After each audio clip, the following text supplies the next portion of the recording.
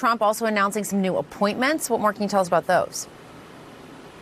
Yeah, literally from the air, Donald Trump named some close advisors and allies to some key roles. Devin Nunes, he is the former chair of the House Intelligence Committee, who will have a role as on the Intelligence Advisory Board. It's an interesting pick because he also has some conflicts of interest, just like many of Trump's choices. He is the current CEO of Truth Social, the social media website that Donald Trump launched after leaving the White House. And now he will stay in that role and also be advising the president-elect on national security issues. What's up, everybody? Major Retired Richard Ojeda here. Let's talk about Devin Nunes. Remember him? The bonehead who sued a parody cow account for $250 million, thinking he could milk it for all it was worth.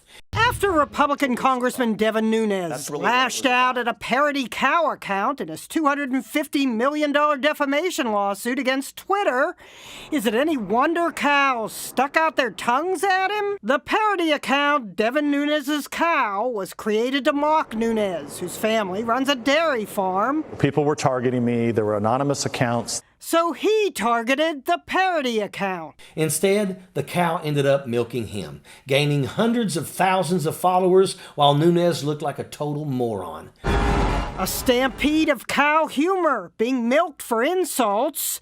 When a horse's ass gets taken down by a happy cow. There were pole dancing cows and photoshopped cows. The cow jumped over Devin Nunes, and the Washington Post declared Nunes is having a cow. This is the same Devin Nunes who couldn't handle a couple of jokes from a cow on Twitter, now running the Presidential Intelligence Advisory Board. His cow feud isn't just funny. It's a symbol of the kind of leadership that we're dealing with here. A guy who can't outsmart a fake cow emoji is somehow expected to handle national security? It's utterly ridiculous. In my view, Melissa, this is a shocking, astonishing, disturbing, fill in your descriptor here, conflict of interest. As chairman, Devin Nunes will have access to all of the intelligence that's gathered by the intelligence community. The idea is that he's supposed to be the president's eyes and ears over the intelligence community. With that information and simultaneously serving as the head of Truth Social, it means he has the ability to post things that he shouldn't know, but also, as Rick points out, the fact that Truth Social receives funding from foreign governments while they are also targets of our intelligence is deeply disturbing.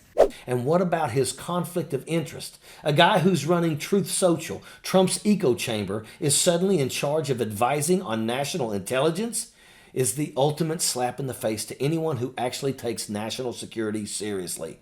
But hey, Nunes has shown that his loyalty to Trump trumps any concern for competence. This is the kind of utterly incompetent leadership we're dealing with, and people are applauding it. It's absolutely ridiculous. But here's the thing. We can't just sit back and take it, because if we don't, these people will keep running the show, and it's going to be a very rough road ahead. Let's take a good, hard look at this absurdity.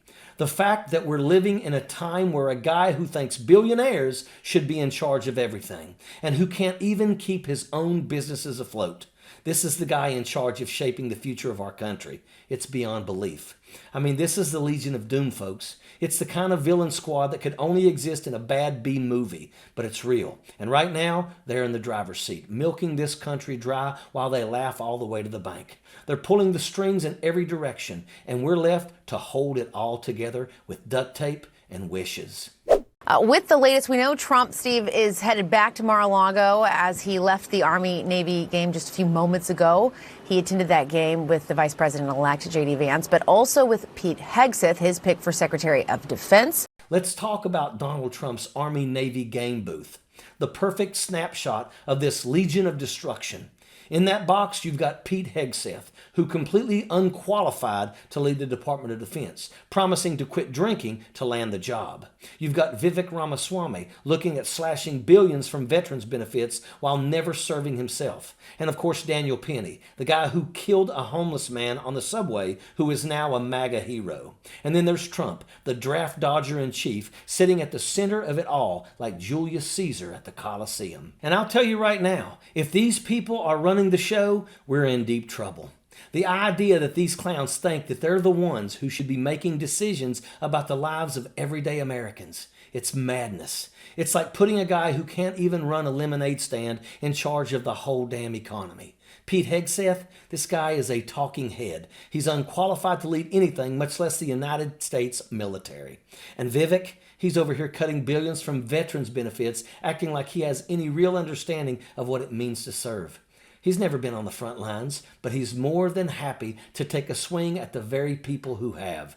These are the same people who are actively working to gut the programs that service members rely on, cutting veterans' health benefits, FEMA, NOAA, you name it. And yet there they are, perched in their ivory tower, pretending they care about the military while sending your kids off to fight wars and enrich their billionaire friends. This isn't about honor or tradition. It's a billionaire's club of corruption. They're twisting legislation to benefit themselves while sitting pretty above the law in their little booth. It's a charade, folks, a spectacle of epic proportions. You want to know what no one is talking about? The real consequences of these appointments. You might laugh at the absurdity of them, but these are the people dismantling the very systems that protect America. Take, for example, the cuts to veterans' benefits.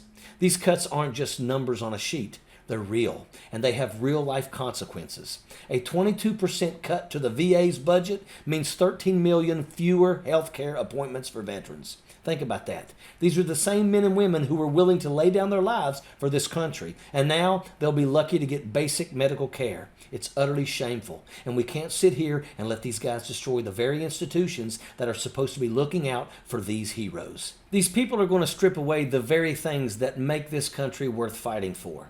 And they're doing it all under the guise of reform. It's a joke. It's not reform, it's a grift. These people are using the system to line their pockets, and they don't care who gets hurt in the process. They'll sit there and smile for the cameras, talk about how much they love our military, how much they support our troops, and then turn around and vote to gut the very benefits that these same troops rely on. It's an utter travesty.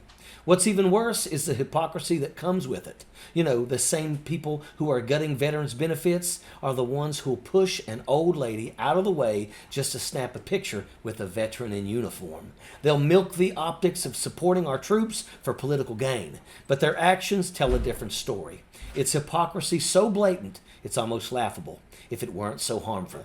These are the same people who'll pose for a photo op with a veteran, smiling for the camera, and then quietly vote to slash their health care. It's that not utterly disgusting? I don't know what is. And let's not forget the real consequences of what happens when you gut FEMA and NOAA. We're talking about lives on the line, the kind of stuff you can't just ignore. FEMA is the agency that shows up when disaster strikes, when hurricanes hit, when floods devastate neighborhoods, when wildfires tear through entire towns. And these guys, Trump's Legion of Doom, they want to gut it. They want to make sure that when disaster strikes, there's no one there to help. They want to take the people who provide relief and support and throw them all under the bus, all in the name of cutting costs. And when that happens, people die. It's as simple as that. It's a simple fact. Without early warnings from NOAA, people will get caught in the storm.